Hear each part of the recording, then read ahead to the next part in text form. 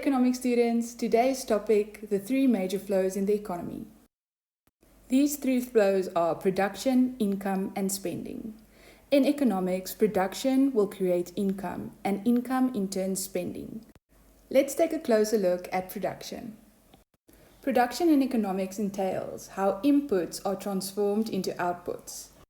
These inputs are called our factors of production, and they can be classified into four broad categories. Our four factors of production are land, labor, capital, and entrepreneurship.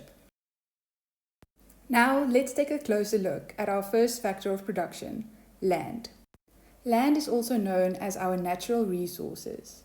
Natural resources include mineral deposits, water, natural forests, animal life, sunshine, vegetation, and marine resources. Countries such as South Africa are rich in natural resources. An important point to note about natural resources are that they are fixed in supply. Next up, labor. Labor entails the physical and mental capacity of human beings in the production process.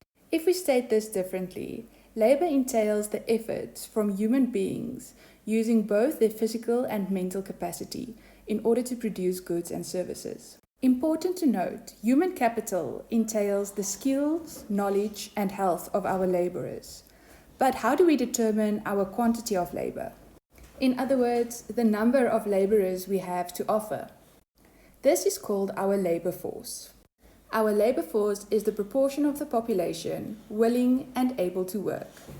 Next up, capital. In economics, capital does not refer to the money in the bank as you know it, but capital includes manufactured resources, buildings, tools, equipment, and machinery. Capital is therefore used in the production of other goods and services. Next up, entrepreneurship. Entrepreneurship plays an important part in the economy. Entrepreneurs are people who are able to see the opportunities, and they combine and organize our factors of production. Entrepreneurs are therefore opportunity takers, innovators, initiators, and risk takers. But what about technology and money? Technology plays an important role in our production. Technology is therefore the speed of production. Money, important, is not a factor of production. Money is merely a medium of exchange. Production therefore entails our production factors, which is land, labor, capital, and entrepreneurship.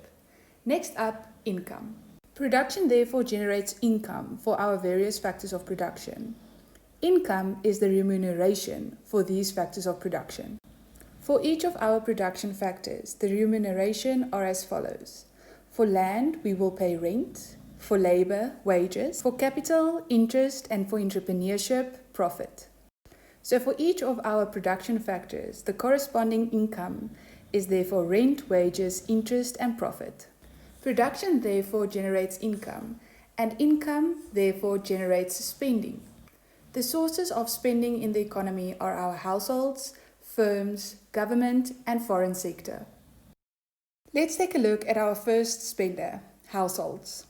Households are the economy's consumers, and we donate this by sea. Households are therefore consumption spending.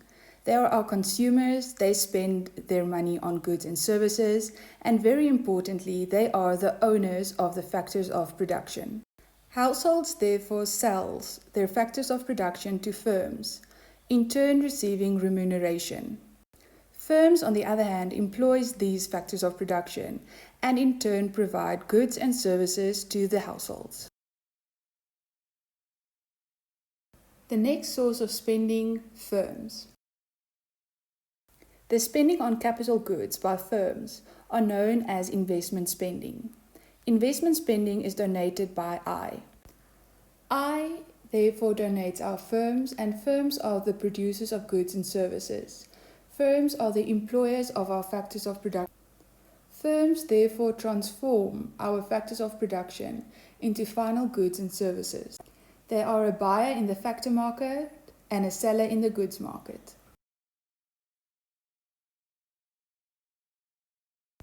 The next source of spending is known as the government. The government, also known as the public sector, and government spending is donated by G. Governments spend on goods and services, and they finance their spending by taxes, in turn offering transfer payments. The last source of spending that we are going to look at is the foreign sector. By including the foreign sector, we can now investigate how South Africa fits into the bigger global economy. The foreign sector is donated by X minus Z, where X is our exports and Z our imports. It's important to note that exports are injections into our economy, whereas imports are leakages out of our economy. That concludes our sources of spending, which we know now are households, firms, the government, and the foreign sector. And that concludes the three major flows of the economy.